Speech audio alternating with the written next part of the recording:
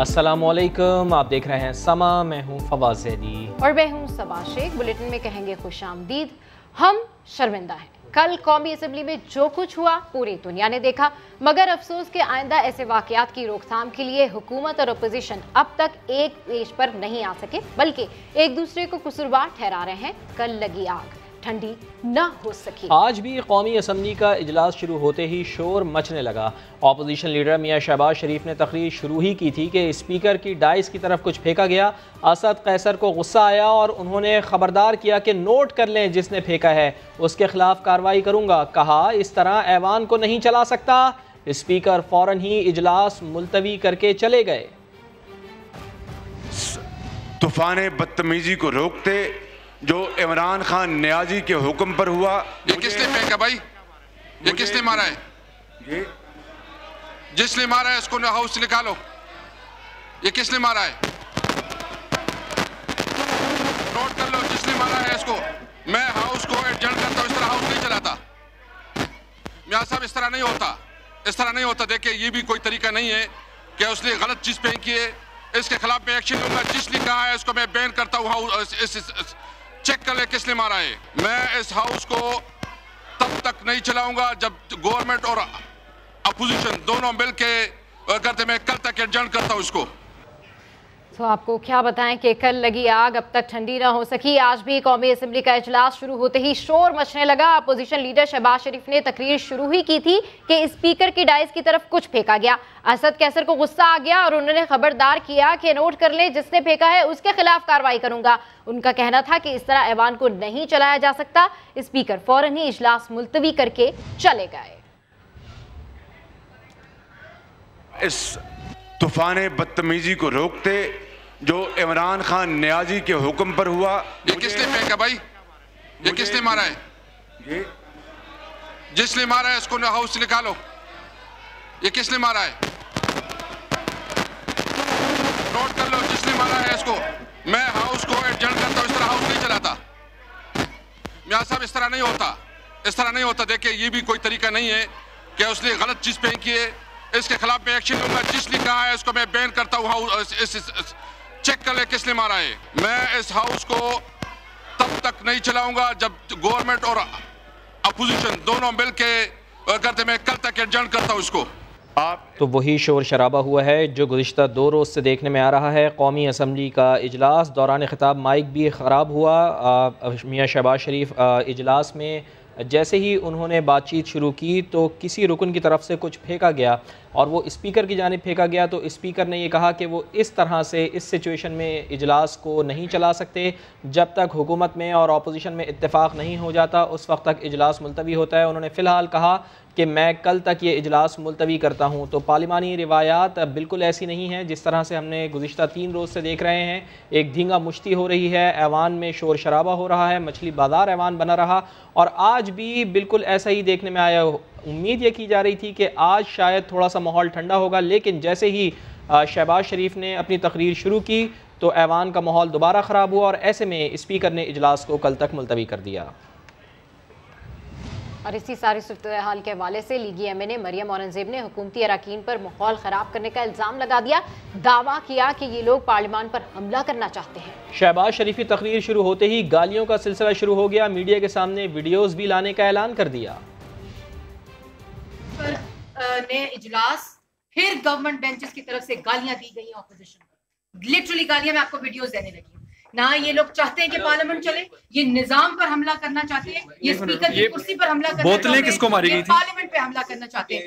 पहले बोतल आई, फिर बोतल आई, उसके और हमारे जाते ही शहबाज शरीफ साहब ने अपनी तकरीर शुरू की और वहां से गालियां शुरू हुई, जो वीडियोस मैं अभी मीडिया को रिलीज करूंगी। बाद में ये लोग कहते हैं कि जी उन्होंने गालियां दी, उन्होंने ये किया, सब कुछ हमला करते हैं। पहले इस नीयत से आते हैं कि इजलास नहीं चलेगा, इस नीयत से आते हैं कि ऑपोजिशन लीडर बात नहीं करेगा, इस नीयत से आते हैं कि गालियां देंगे, इस नीयत से चाहते हैं कि पार्लियामेंट नहीं चलेगी। अभी मैं आप लोगों को वीडियोस भी दे रही हूं। कौन करा रहा है ये तो बताएं।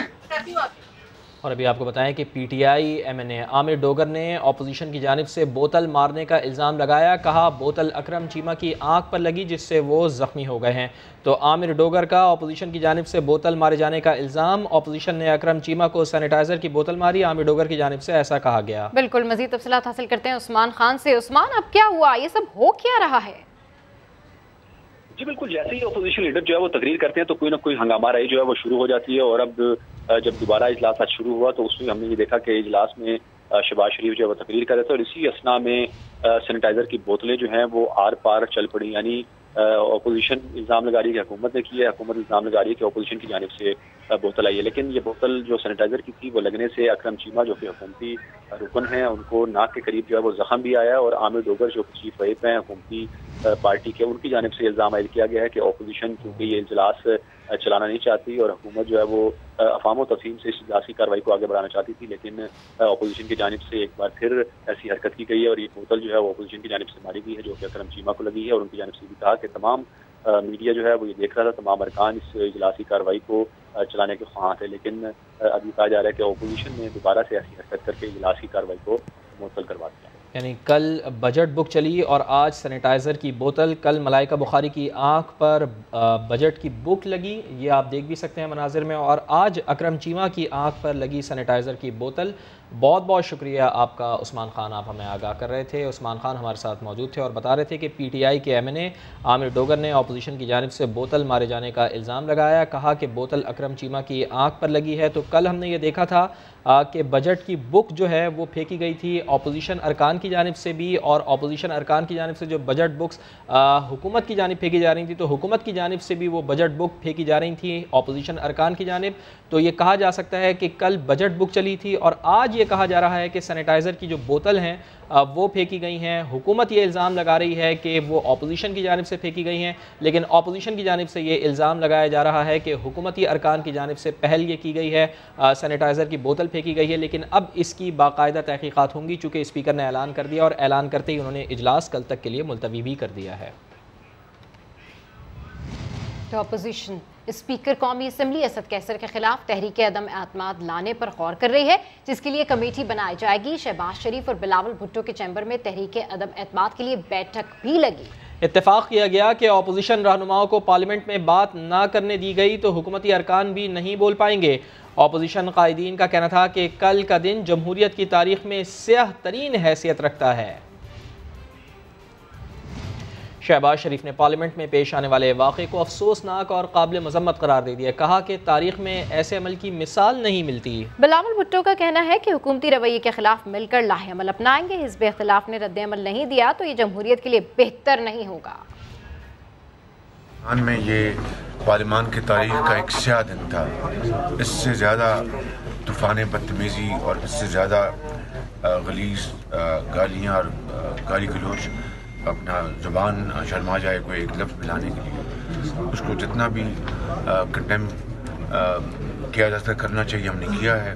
वज़ीर आज़म साहब ऑब्वियसली इस मुल्क की मईशत को चलाना, इस मुल्क की सियासत को चलाना, इस मुल्क की हुकूमत को चलाना में कोई दिलचस्पी नहीं ले रहा। शायद ये काम उसका जिम्मेदारी नहीं है, तो वो बच्चों की तरह अपना मिनिस्टर्स को हिदायत दे रहे हैं। अगर बजट बुक ऑपोजिशन की वज़ीर कायदे हिज़्ब इख्तिलाफ की तरफ फेंकेंगे तो इन वज़ीरों का हैसियत क्या रहेगा अवाम के सामने, दुनिया के सामने। हम जमहूरियत के लिए और पार्लियामान की बालादस्ती के लिए समझते हैं कि अगर अपोजिशन की तरफ से इस पर कोई रिएक्शन नहीं होगा तो ये जमहूरियत के लिए बुरा होगा। ऐवान में हंगामा राई, हुल्लड़बाजी और गालम गलोच करने वाले 7 अरकान पर कौमी असम्बली के दरवाजे बंद कर दिए गए। स्पीकर असद कैसर ने ताहुक्म सानी दाखिले पर पाबंदी लगा दी। हुकूमत के 3, अपोजिशन के 4 अरकान शामिल हैं। इस्लामाबाद से उस्मान खान की रिपोर्ट।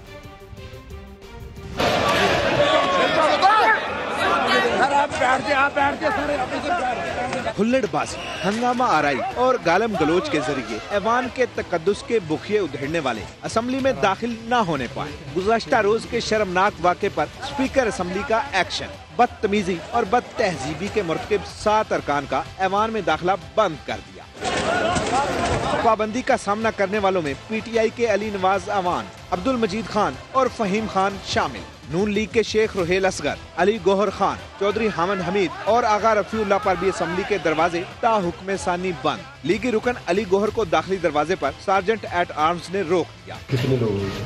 7 नाम शेख साहब चले गए। जो बहुत सारे लोग हैं वो तो उनके नाम ही कोई नहीं है। अली गौहर वापस चले तो गए, लेकिन जाते जाते अपना संदेशा भी दे गए कि स्पीकर तक मेरा पैगाम पहुंचा दें। अगर वफाकी वज़रा को भी मुअत्तल न किया गया तो मैं भी असेंबली में जरूर जाऊंगा। बड़ी मुतारिक है अपोजिशन जमातों का स्पीकर कौमी असम्बली को खत लिखा। अपोजिशन लीडर पर हमला किया गया, स्पीकर तहफ़्फ़ुज़ करने में नाकाम रहे। खत में मजीद कहा कि स्पीकर ऐवान चलाने की अहलियत भी खो चुके हैं। अपोजिशन ने स्पीकर की गैर जानिबदारी पर अदम एतमाद का इजहार कर दिया, जबकि खत में मजीद कहा गया है कि अपोजिशन लीडर पर हमला किया गया, स्पीकर तहफ़्फ़ुज़ करने में नाकाम रहे। लीडर ऑफ द हाउस इस मामले में न सिर्फ खामोश बल्कि जिम्मेदार भी हैं। 7 MNAs पर पाबंदी लगाने का फैसला यकतरफा है। अपोजिशन की जानिब से ये खत लिखा गया है जिसमें कहा गया है कि स्पीकर ऐवान चलाने की अहलियत खो चुके हैं। और यही नहीं, मियां शहबाज शरीफ की तकरीर शुरू होते ही हुकूमती रुकन अताउल्लाह खड़े होकर शोर मचाने लगे।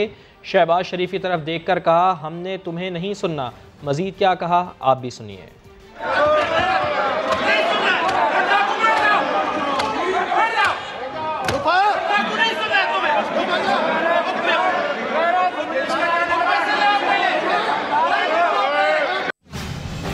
खबरों में आगे देखिए, हिसाब का कच्चा मुंशी। तो कौमी असम्बली में जो तूफान बदतमीजी बपा हुआ उसमें बजट की किताबें हथियार बनी और गालियां चली। नून लीग के रुहेल असगर से सवाल हुआ, कहने लगे ये हमारा कल्चर है।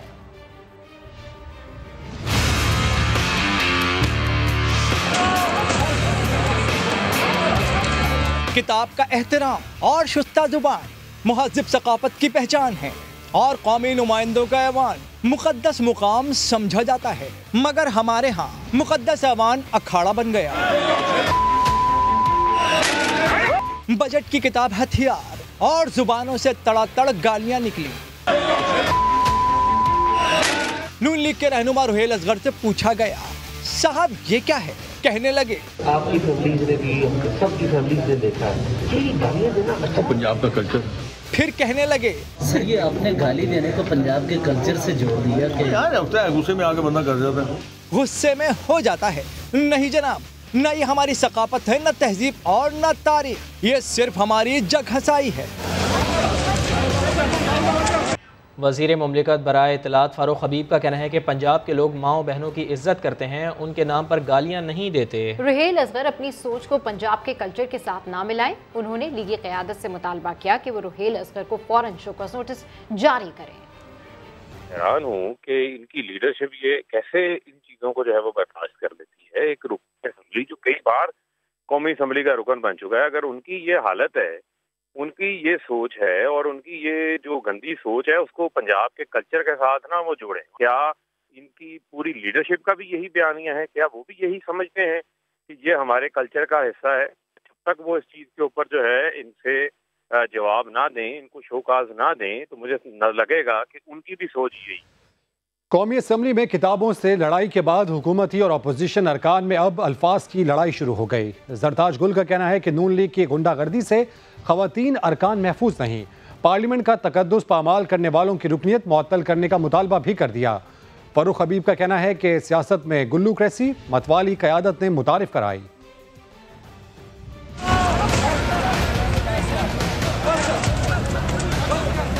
हुकूमती रहनुमाओं के अपोजिशन पर इल्जामात। जरताज गुल ने दावा किया कि खवातीन की तस्दीक करने वालों को मुस्लिम लीग में ओहदों से नवाजा जाता है। सियासी पार्टी नहीं है ये, गुंडागर्दों की अब जमात हो गई है। स्पीकर साहब को भी नोटिस लेना चाहिए कि 1 साल के लिए सस्पेंड कर दिया जाए, उनको तो पार्लियामेंट में आने का हक ही नहीं है। मलिका बुखारी ने कहा कि अपोजिशन के ओछे हथकंडों से हौसले पस्त नहीं हो सकते। हमारी जबान बंदी नहीं हो सकती। अगर आप इस तरफ से गंदी गालियां निकालेंगे, सीटियां कसेंगे, ताने मारेंगे, किताबें फेंकेंगे, तो यहाँ से भी एक रवैया वापस आएगा। फारूक हबीब ने भी लीगी क़यादत को आड़े हाथों लिया। मरियम सफदर ने शाहिद खाकान अब्बासी को हदायत जारी की, गुल्लू क्रेसियां सारी इन्होंने मुतारफ करवाई हैं। तो भाई आपने शहबाज शरीफ की तकरीर, अगर मरियम सफदर ग्रुप नहीं सुनना चाहता था तो बाहर चला जाता। फिरदौस आशिक़वान ने कहा कि अपोजिशन आईनी किरदार अदा करने में नाकाम रही। अपोजिशन का काम धींगा मुश्ती नहीं है, अपोजिशन का काम अल्टरनेटिव पॉलिसी देना है। अपोजिशन जो है वो अदम बर्दाश्त का शिकार है। शहबाज गिल का कहना था कि पार्लियामेंट के ठेकेदारों ने खवातीन के लिए शर्मनाक अल्फाज इस्तेमाल किए। हुल्लड़बाजी और गुंडागर्दी नून लीग का वतीरा रहा है। हुकूमती अरकान तो नून लीग पर उंगलियां उठा रहे हैं, लेकिन लीगी रहनुमा कहते हैं कि कौमी असम्बली में कल जो कुछ हुआ उसमें हमारा कोई किरदार नहीं। वजाहती प्रेस कॉन्फ्रेंस में एहसन इकबाल ने वज़ीर आज़म पर इल्ज़ाम लगा दिया, कहा एक शख्स ने पूरा मुल्क यरगमाल बना रखा है। शाहिद खाकान अब्बासी बोले, मलिका बुखारी को किताब अपने वजीरों ने मारी, वही उनसे माफ़ी मांगे। इस्लामाबाद से देखिए उस्मान खान की रिपोर्ट। पार्लियामेंट में हुल्लड़बाजी और किताबी जंग किसके कहने पर हुई? हुकूमती पार्टी के इल्जामात के बाद नून लीग का जवाबी वार। इस्लामाबाद में प्रेस कॉन्फ्रेंस के दौरान एहसन इकबाल ने सारा मलबा वजीर आजम पर डाल दिया। कल का ऑपरेशन इमरान नियाजी साहब की बराह रास्त हदायत और निगरानी पर हुआ है। सुना यह है कि स्पीकर की तलबी ये हुई है कि जब हमारे वुज़रा हुल्लड़बाजी कर रहे थे तो तुमने असेंबली का इजलास एडजर्न क्यों किया? शाहिद खाकान अब्बासी का कहना था कि शहबाज शरीफ पूरी अपोजिशन के नुमाइंदे थे, जिन्हें तकरीर से रोकने की कोशिश की गई। स्पीकर साहब किसी के खिलाफ कार्रवाई नहीं कर सकेंगे। वो कार्रवाई करेंगे तो उन चंद बेगुनाह मेंबरान के खिलाफ करेंगे जिनको कुर्बानी का बकरा बनाया जाएगा। ये जो खातून है मलाइका बुखारी, वीडियो मौजूद है कि अपने ही वज़रान और साथियों ने किताब मारकर जख्मी की, मैंने नहीं मारी। साबिक वजीर आजम ने चीनी स्कैंडल में FIA की जानिब से शहबाज शरीफ को नोटिस अपोजिशन की आवाज दबाने का हरबा करार दिया। कहा वो किसी शुगर मिल के शेयर होल्डर हैं, ना डायरेक्टर। कायदे हिज़्ब इख्तलाफ का चीनी की कीमतों से कोई लेना देना नहीं। उस्मान खान, समा, इस्लामाबाद। सियाने कहते हैं सियासत में इतना आगे ना जाओ कि वापसी का रास्ता ही ना बचे। अब वजीर आला सिंध को ही ले लीजिए। सूबे के कप्तान 13 साल से मुंशी भी हैं, मगर हर बार प्रेस कॉन्फ्रेंस में मुख्तलिफ आदाद व शुमार बताते हैं। आज तो हद ही कर दी, विफाक पर तनकीद और अपने गुन गाने के चक्कर में सूबे का बजट हजारों खरब का बना दिया।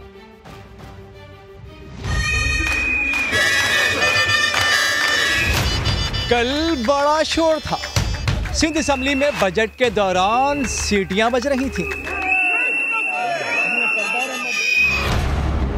मगर आज पोस्ट बजट में बड़ा सुकून था। 13 साला वजीर खजाना मुराद अली शाह ने और अभी आपको बताएं कि इस वक्त प्राइम मिनिस्टर इमरान खान इस वक्त तकरीब से खिताब कर रहे हैं। आपको बराह रास्त लिए चलते हैं। दुनिया इस चीज़ की गवाही देती है कि उस मुल्क के अंदर खुशहाली आती है। खुशहाली क्यों आती है? क्योंकि जब से अल्लाह ने दुनिया बनाई है, जिस माशरे के अंदर अमन होता है वहीं खुशहाली आती है। तो खुशहाली और अमन साथ साथ जाते हैं, और अमन लेके आती है लॉ इन्फोर्समेंट। और लॉ इन्फोर्समेंट का जो सबसे बड़ा पहलू है वो मैं आज सारी IG साहब आपको और आपकी सारी पुलिस के सामने रखना चाहता हूं। लॉ इन्फोर्समेंट का मतलब कभी भी ये नहीं होता कि छोटे छोटे लोगों को जेलों में डालो पकड़ के। आप देखेंगे बेचारा गरीब आदमी है, वो अपनी रेड़ी लेके फिर रहा है और वो बेचारा रोजी दिहाड़ी लगा रहा है ताकि अपने बच्चों को खिला सके शाम को। कभी भी पुलिस को ऐसे लोगों से सख्त हाथ से डील नहीं करना चाहिए। पुलिस के अंदर रहम होना चाहिए लोगों के लिए, कमजोर तबके के लिए। और जो वज़ीर आज़म इमरान खान ईगल स्क्वाड के इफ्तिताह के मौके पर तकरीब से खिताब कर रहे हैं। कभी भी किसी माशरे में अमन नहीं होता कि छोटे छोटे लोगों को पकड़ के आप जेलों में डालें और बड़े बड़े जो कानून तोड़ने वाले लोग हैं और ताकतवर हैं उनको हाथ डालते हुए पुलिस डरे। मैं आज आप सबको कह रहा हूं कि कोई होली काउज नहीं है, किसी की आपको फिक्र नहीं करनी चाहिए। अगर इमरान खान कानून तोड़ता है मेरे खिलाफ एक्शन लो, आपको लेना चाहिए एक्शन। अगर मैं गलती करूंगा और आप एक्शन नहीं लेंगे, मैं आपके खिलाफ एक्शन लूंगा। ना मेरा कोई रिश्तेदार है, ना कोई दोस्त है, ना हमारे कोई वजीर हैं। जो भी कानून तोड़े, जब आप हमारे खिलाफ एक्शन लेंगे उस माशरे के अंदर कानून की बालादस्ती कायम होगी। जब हमारे नबी सल्लल्लाहु अलैहि वसल्लम ने कहा कि मेरी बेटी भी कानून तोड़ेगी तो मैं उसको सजा दूंगा, क्यों उन्होंने ये कहा था? हर चीज उन्होंने अपनी उम्मत के लिए कही थी। उन्होंने जब ये कहा कि तुम्हारे से पहले बड़ी कौमें तबाह हुई जिधर एक कानून ताकतवर और दूसरा कमजोर के लिए था, उन्होंने ये तब कहा था कि उन्होंने मदीना की रियासत में बुनियाद रखी थी कानून की बालादस्ती की, कानून की हुक्मरानी, ताकत की हुक्मरानी नहीं। जंगल के अंदर ताकत की हुक्मरानी होती है, माइट इज राइट। इंसानी माशरा तो होता ही इंसानी माशरा तब है जिसके अंदर कानून की हुक्मरानी होती है, और कानून की हुक्मरानी तब होती है जब सब कानून के नीचे होते हैं। तो मैं ये सिर्फ आपको ये इसलिए कह रहा हूं कि हमारे मुल्क की बदकिस्मती है अगर आज हम आगे नहीं बढ़ सके, अगर हम जो एक आज से 50 साल सबसे तेजी से ये पाकिस्तान आगे जा रहा था, शेख रशीद को भी याद होगा, मुझे भी याद है कि पाकिस्तानियों की दुनिया में इज्जत थी। हमारा प्रेसिडेंट जब अमेरिका जाता गया तो अमेरिकन प्रेसिडेंट एयरपोर्ट उसको लेने आया, बरतानिया गया तो क्वीन ने उसको रिसेप्शन दी, यानी इस तरह की इज्जत थी।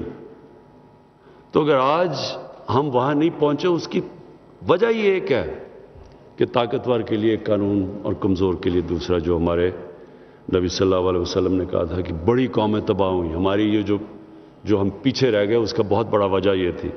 तो मैं इसलिए आपको आज ख़ास ताकीद करता हूँ कि आपने जो कमज़ोर हैं उनके लिए रहम रखना है, जो ताकतवर है और कानून तोड़ता है किसी किस्म की रियायत उसके लिए नहीं करनी।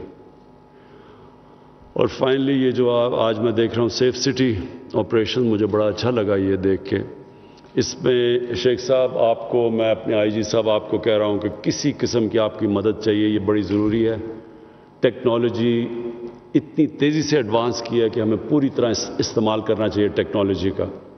इससे हमारी मैन पावर बचती है, हम अपनी पुलिस को बेहतर इस्तेमाल कर सकते हैं, बजाय वो खड़े हुए हैं, वो भी बेचारे, मैं देखता हूँ सर्दियों में बेचारे खड़े हुए हैं वो पिकेट्स के ऊपर, और जो हालात होते हैं और गर्मी में सर्दी में, तो हम उनको ये जो आपने ईगल स्वॉर्ड का इंशाल्लाह जो आज मैं इसको इनॉग्रेट करूँगा, ये बिल्कुल बेहतर तरीका है कि अगर आपके पास टेक्नोलॉजी से सारा इन्फॉर्मेशन आ रहा है और फिर आपके पास ये व्हील्स हैं, ये आपके पास स्पीड है कि आप जल्दी से वहाँ पहुँच सकते हैं, तो आपकी सारी पुलिस फोर्स सही माने में इस्तेमाल होगी। तो इसके लिए शेख साहब मैं आपको गारंटी करता हूँ कि हमें इसके लिए आपके लिए पूरी रिसोर्सेज देंगे।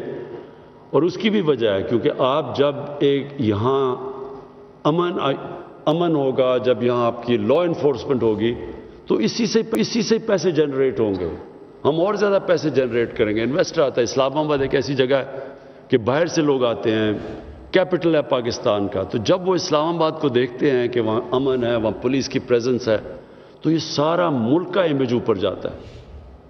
आपको याद रखें, कैपिटल जो होता है जिस पर सारी फॉरेन एम्बसीज होती हैं, फॉरेन मीडिया होता है, वो जब आप इधर का उनको ये पता चले कि ये सिक्योर एनवायरनमेंट है, यहाँ हमारी पुलिस एक इफेक्टिव पुलिस सिस्टम है जो लॉ इन्फोर्स कर सकती है, तो इसका इफेक्ट जाता है और इसी से हम इंशाल्लाह मुल्क को में खुशहाली भी लेके आएंगे। तो मैं आपका सबका फिर से शुक्रिया अदा करना यहाँ बुलाने का। Thank you. प्राइम मिनिस्टर साहब, आपको बताएं कि prime minister Imran Khan eagle squad के इफ्तिताह के मौके पर तकरीब से खिताब कर रहे थे, जिसमें उनका ये कहना था कि हम अपनी पुलिस को बेहतर कर सकते हैं। जब यहाँ अमन होगा तो बाहर से इन्वेस्टमेंट आएगी, और जब इस्लामाबाद को लोग देखते हैं और देखते हैं कि वो बहुत ज़्यादा सिक्योर एनवायरनमेंट है, तो ये बड़ा अच्छा इम्पैक्ट जाता है। वज़ीर आला सिंध पर हर बार प्रेस कॉन्फ्रेंस में मुख्तलिफ आदाद शुमार बताते हैं, आज तो हद ही कर दी। विफाक पर तनकीद और अपने गुन गाने के चक्कर में सूबे का बजट हज़ारों खरब का बना दिया।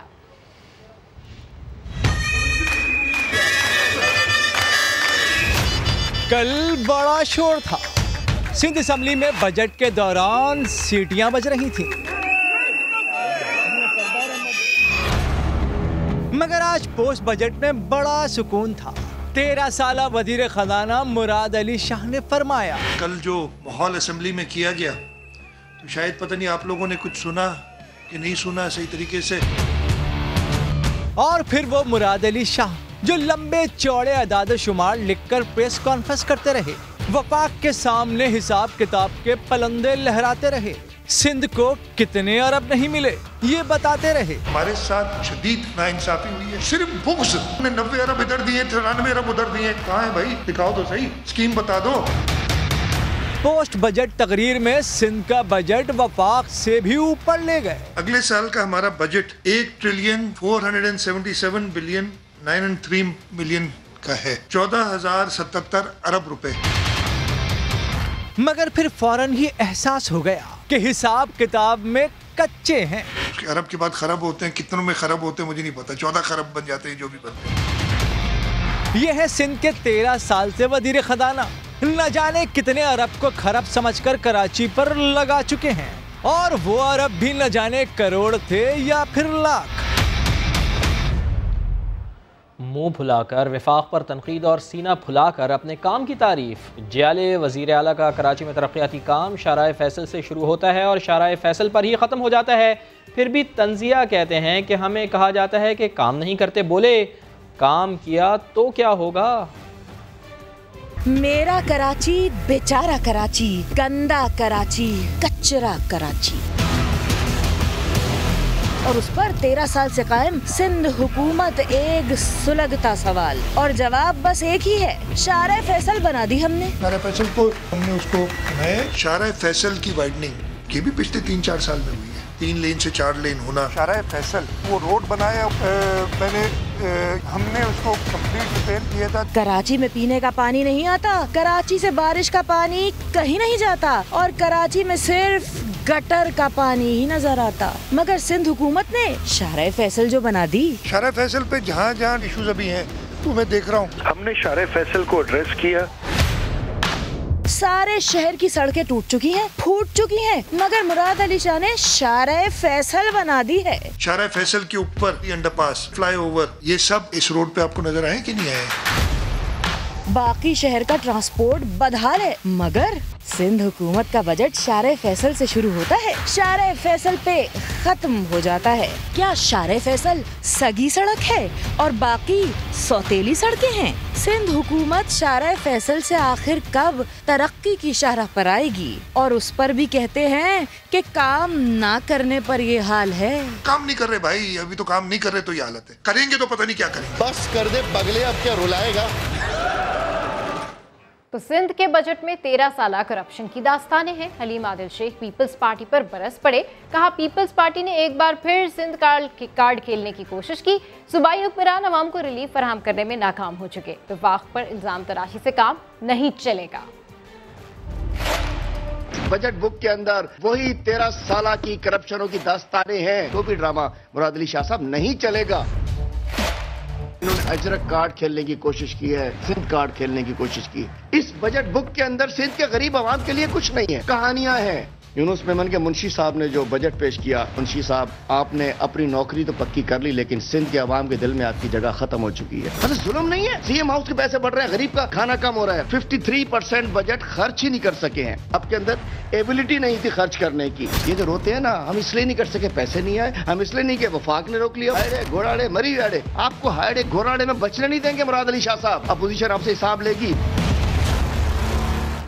सवाल तो होगा। पीपल्स पार्टी के रहनुमा समा के सवालों से घबराने लगे। मुराद अली शाह भी सवाल का जवाब ना दे सके तो तंज करने लगे। माजी में भी पाकिस्तान पीपल्स पार्टी के रहनुमा सवालों पर बुरा मानते रहे हैं। यार एक ही कर लो, एक तो मौका दे दो। सवाल क्यों चुपते हैं, जवाब क्यों नहीं दे पाते? जियाली सरकार समा के सवालात पर बरहम क्यों होती है? अदालत आपको, आपकी हुकूमत को छोड़ के आपको ये भी कहती है कि में काम नहीं होता, तनकीद अदालत आप पर करे। आप कहते हैं कि रिपोर्ट साहब ही करें तो शर्म और हया सहाफियों को आप कहते हैं आनी चाहिए। आप संजय इसको गलत डायरेक्शन में अपने चैनल के इन्फ्लुएंस में आके ना ले। बीबी हुकूमत का वजीर हो या मुशीर, कारकर्दगी से मुतालिक दरियाफ्त करना उन्हें एक आंख नहीं भाता। समा को निशाना बनाया जाता है। आप लोगों ने जो किया हमारे साथ वो अभी भी कर रहे हैं, चल रहा है, सिर्फ आपकी मर्जी, आपका चैनल है, जो मर्जी करें आप। समा को सिर्फ सिंध नजर आता है, आपको टास्क दिया जाता है अच्छी चीज मत दिखाओ, बुरी चीज दिखाओ। कभी सवाल करने पर धमकाया जाता है। इसको समझा, इसको समझा। वफाकी हुकूमत को नसीहत करने वाले बिलावल से पूछा गया कि पीपी ने अपने दौर में इन मशवरों पर अमल क्यों ना किया, तो बुरा मान गए। पार्टी के दौर को देखें तो हालात आपके सामने चाहिए, रेलवे और दीगर इदारे ऐसे गिरे कि दोबारा फिर उनसे उठ नहीं सके। भाई एक तो आप पीपल्स पार्टी एक तो जरा पढ़े, जरा देखे, जरा याद करें। पाकिस्तान पीपल्स पार्टी और समा के दरमियान इतना खास मोहब्बत है, उनके लिए तो हकायक भी तब्दील हो जाता है। पीपी चेयरमैन माजी में अपने सामने से समा का माइक तक हटा चुके हैं, मगर कोई बुरा माने या भला जाने, सवाल तो होगा। सुप्रीम कोर्ट ने कराची शारा फैसल पर कायम नस्ला टार को गिराने का हुक्म दे दिया। अदालत ने कहा, बिल्डर का वकील जिस सोसाइटी की तरफ से लीज मिलने की बात कर रहा है उसके पास लीज का इख्तियार नहीं था। चीफ जस्टिस ने रिमार्क्स दिए, बिल्डर के पास कोई लीज है तो दिखा दे।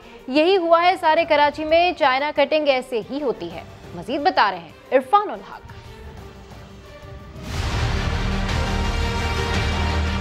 कराची की शारे फैसल पर वाक़ई नस्ला टावर का कोई एक हिस्सा नहीं, मुकम्मल तौर पर गिराना होगा।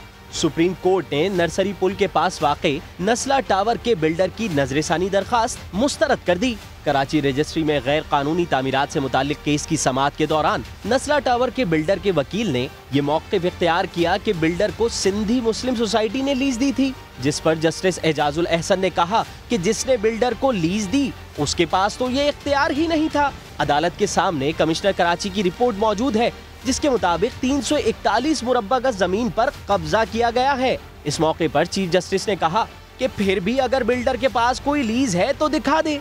यही हुआ है सारे कराची में, चाइना कटिंग ऐसे ही होती है। इस मौके पर नस्ला टावर के बिल्डर के वकील ने सवाल किया कि क्या इमारत के इसी हिस्से को गिराया जाए जिसे अदालत गैर कानूनी समझती है, जिस पर चीफ जस्टिस गुलजार अहमद ने कहा कि नस्ला टावर की पूरी इमारत को गिराना होगा। इरफानुल हक, समा, कराची। वज़ीर आला सिंध ने कराची में गैर कानूनी तामीरात होने और उनके बरसों बरकरार रहने में सिंध हुकूमत को बरी ज़िम्मा करार दे दिया है। मुराद अली शाह ने कहा कि नस्ला टावर की मंजूरी सिंध हुकूमत ने नहीं, KMC ने दी थी। अलादीन पार्क में तामीरात की इजाज़त भी KMC ने किसी और दौर में दी थी। मैंने सुना है कि एक नस्ला टावर को गिराने के लिए कहा है, सिंध हुकूमत ने नहीं दिया, KMC ने दिया। जिस दौर में दिया है वो देख लें। अलादीन पार्क को गिराने के लिए कहा था, सिंध हुकूमत ने नहीं दिया। जिस दौर में दिया गया KMC ने, और जहां इलीगल दुकान बने आप वो देख लें। तो वो भी अगर बता देते ना। इस वक्त कुर्सी पे मैं बैठा हूं, यानी पीपल्स पार्टी। सादा आदमी के शहाना अंदाज, तफसीलात कुछ ही देर बाद। तो सुप्रीम कोर्ट के अहकामात पर गैर कानूनी तामीरात के खिलाफ ऑपरेशन का दूसरा रोज अलादीन शॉपिंग सेंटर के सामने रेस्टोरेंट की दीवारें तोड़ दी गई। दुकानदारों ने अहाते में सामान जमा कर लिया है। मजीद तफसीलात हासिल करते हैं खुर्शीद आलम से। जी खुर्शीद आलम, अपडेट कीजिए, इस वक्त क्या सूरत हाल है, क्या ऑपरेशन अब भी जारी है और कितनी तामीरात मिसमार की जा चुकी हैं? देखें, ऑपरेशन तो काफ़ी देर पहले रोक दिया गया था और उसके अलावा यहाँ पर जो दुकानदार हैं वो अपना सामान बाहर निकाल रहे हैं। चूँकि बिजली गुज़िश्ता रोज़ से ही मुनक़ता की जा चुकी थी, लिहाजा लगता है कि मगरिब से पहले ये अपना काम रोक देंगे। यहाँ पर आपको नज़र आ रहा होगा बहुत कीमती सामान है, इसमें कोई शीशे का सामान है, प्लास्टिक का सामान है, पार्चा बाफ़ी है, इसके अंदर बहुत सारे यहाँ पर सामान है जिसको यहाँ जमा किया है और इसके अलावा गाड़ियों में यहाँ से शिफ्ट किया जा रहा है, किसी गोदाम में, किसी मकान में या किसी किराए की आर्जी जगह पर। हमारे यहाँ मुख्तलिफ दुकानदारों से बात हुई है, उनका भी यही कहना था कि शायद हमारे लिए कोई मुआवजा हो जाए और ये काम रुक जाए, लेकिन सुप्रीम कोर्ट के अहकामात पर ये सारा काम यहाँ पर किया जा रहा है और ये काम कई रोज़ तक जारी रहेगा। आज भी पवेलियन एंड क्लब की जानिब मिसमारी का काम किया गया। यहाँ पर भी जो निजी रेस्टोरेंट था उसका एक हिस्सा खासा डैमेज कर दिया गया है और जो दुकानें खाली होती जाएंगी वैसे वैसे उन दीवारों को, उस हिस्से को भी मिसमार किया जाएगा। अब तक 150 से ज़्यादा दुकानदार ऐसे हैं कि जिन्होंने अपना सामान यहाँ से निकाला है और अब वो शिफ्टिंग का काम कर रहे हैं और लगता है ऐसा कि इस काम में भी कई रोज़ लगेंगे क्योंकि सामान बहुत ज़्यादा है यहाँ पे और 450 से ज़्यादा दुकानें यहाँ पे। जी ठीक है, अपडेट करने के लिए शुक्रिया Khurshid Alam. Chief justice of Pakistan ने कराची समेत सिंध भर में सरकारी ज़मीनों पर कब्ज़ा ख़त्म कराने का हुक्म दे दिया है। मुतालिका इदारों पर सख्त बरहमी का इजहार करते हुए रिमार्क्स दिए हैं कि कराची के साथ साजिश की गई है। इरफानुल हक की रिपोर्ट देखिए।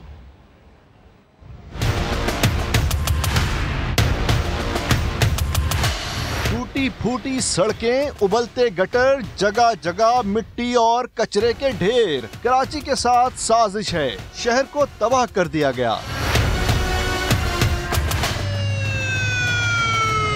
चीफ जस्टिस के तजावुजात केस में सख्त रिमार्क्स। केएमसी हुक्काम को मुखातिब करके कहा, आप लोगों ने ही कब्जा कराया है, जिन लोगों ने 2 नंबर काम किए सब गिरफ्तार होंगे। केएमसी जैसे इदारे को खोखला कर दिया। लाइंस एरिया में एक एक पर्ची पर जमीनें बेच दी। कराची के 36,000 प्लाटों पर आज भी कब्जा है। नॉर्थ नाज़िमाबाद को कच्ची आबादी से भी बदतर बना दिया। सुप्रीम कोर्ट ने अलादीन पार्क के शॉपिंग एरिया और क्लब को गिराने के लिए 1 हफ्ते की मोहलत दे दी। पार्क को किसी भी निजी कंपनी के हवाले करने से भी रोक दिया। सरकारी जमीनों पर कब्जा केस में senior member board of revenue की भी सरजरिश। चीफ जस्टिस ने रिमार्क्स दिए, मलीर और गुलिस्तान जौहर से नूरियाबाद तक ऊंची ऊंची गैर कानूनी इमारतें बन गई हैं। महकमा रेवेन्यू जालसाजी करके अरबों रुपए कमा रहा है। अदालत ने महकमा रेवेन्यू की रिपोर्ट मुस्तरद करते हुए 3 माह में कराची समेत सिंध भर की सरकारी अराजी वागुजार कराने का हुक्म दे दिया। क्लिफ्टन कराची में एसटी प्लॉट्स पर कायम 2 निजी अस्पतालों को नोटिस जारी करते हुए डीजी केडीए से शहर भर के एसटी प्लॉट्स की जामिया रिपोर्ट तलब कर ली। कैमरामैन फरहान यूसुफ के साथ इरफानुल हक, समा, कराची। एक और अहम मामला, पाकिस्तान और IMF के दरमियान इक्तिसादी जायजा मुज़ाकरात बगैर नतीजा मुलतवी। IMF सितंबर में पाकिस्तानी मईशत का दोबारा जायजा लेगा। पाकिस्तान और IMF के दरमियान इक्तिसादी जायजे के लिए होने वाले मुज़ाकरात का कोई नतीजा ना निकल सका। वज़ीर ख़जाना शौकत तरीन ने तस्दीक की है कि गुफ्तगू नतीजा खेज साबित नहीं हुई। IMF मईशत का सितंबर में दोबारा जायजा लेगा और नए बजट में ऐलान करदा हुकूमती ऐलानात पर अमल दरामद की निगरानी भी करेगा। मुज़ाकरात बेनतीजा खत्म होने से IMF से $1 अरब की अगली किस्त का हुसूल भी ताखीर का शिकार हो गया। शौकत तरीन का कहना है कि हुकूमत को गर्दिशी कर्जे पर काबू, टैक्स रेवेन्यू में इजाफा करना होगा। IMF से 2 से 3 माह की कारकर्दगी की निगरानी करेगा। पाकिस्तानी मईशत का 6वां और 7वां इक्तिसादी जायजा जम होने का इम्कान है। इक़्तिसादी राब्ता कमेटी ने खैबर पख्तूनख्वा को 5 लाख मेट्रिक टन गंदम फराहम करने की इजाज़त दे दी है। पाकिस्तान न्यूक्लियर रेगुलेटरी अथॉरिटी समेत कई शोबों के लिए ग्रांट्स भी मंजूर कर ली गई हैं। वज़ीर ख़जाना शौकत तरीन की ज़ेर सदारत ECC का इजलास हुआ। कमेटी ने पास्को ज़खायर से खैबर पख्तूनख्वा को 5 लाख मेट्रिक टन गंदम फराहमी की मंजूरी दी है। इक़्तिसादी राब्ता कमेटी ने वफाकी वजारतों के लिए तकनीकी ग्रांट मंजूर कर ली है। पाकिस्तान न्यूक्लियर रेगुलेटरी अथॉरिटी और पाकिस्तान एटॉमिक एनर्जी कमीशन के लिए सप्लीमेंट्री ग्रांट की मंजूरी भी दी गई है। तो एहतियात, पाबंदियां और फिर वैक्सीनेशन के समरात आ रहे हैं। पाकिस्तान कोरोना के खिलाफ मुसलसल कामयाबियां समेट रहा है।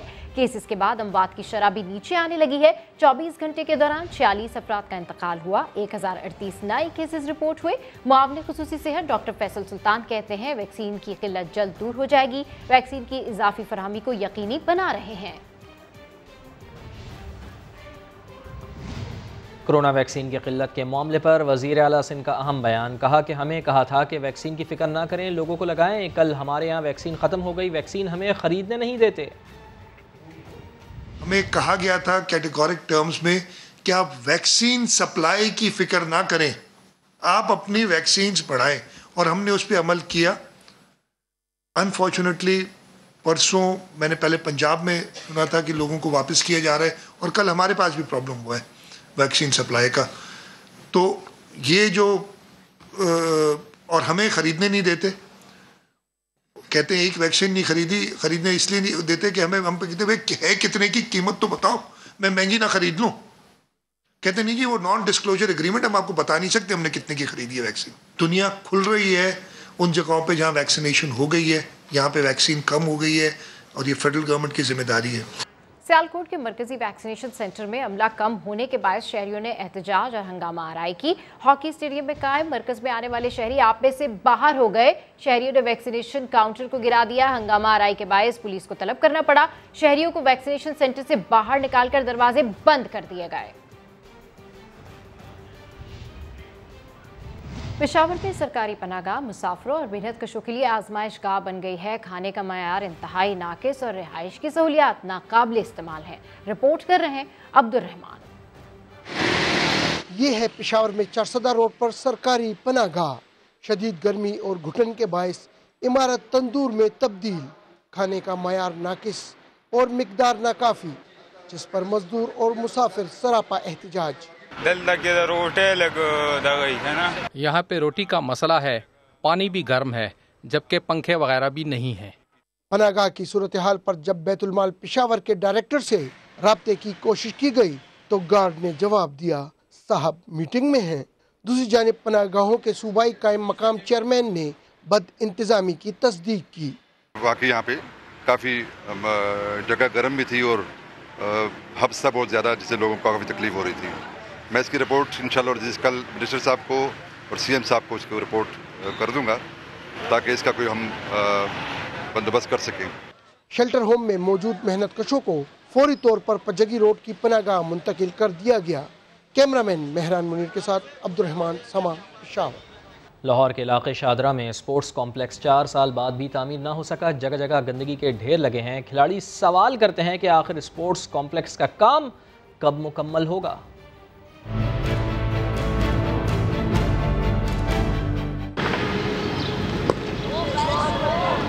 मैं हूं test cricketer Mohammad Khalil from Shahdara. इस वक्त मैं हूं स्पोर्ट्स कॉम्प्लेक्स शादरा में। पिछली गवर्नमेंट जो थी उसका ये इनिशिएटिव था, लेकिन आने वाली जो गवर्नमेंट है उसने इसको कंप्लीट नहीं किया।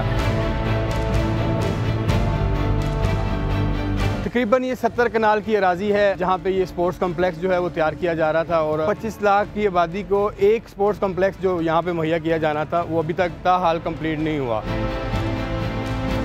छोटे छोटे बच्चे यहाँ पे खेल रहे हैं। जब यहाँ पे एक प्रॉपर एनवायरनमेंट मिलेगा तो इन बच्चों से भी कोई ना कोई स्टार जो है वो पाकिस्तान को प्रोड्यूस हो सकता है। इसको सियासत की नज़र ना किया जाए, क्योंकि जितनी भी एक्टिविटीज़ हैं वहाँ से आपको एक हेल्दी आपको माशरा मिलता है।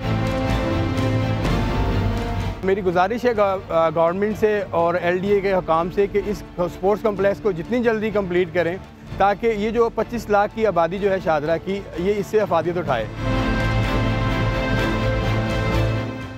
हेडलाइंस होंगी ब्रेक के बाद। देखते रहिए समा।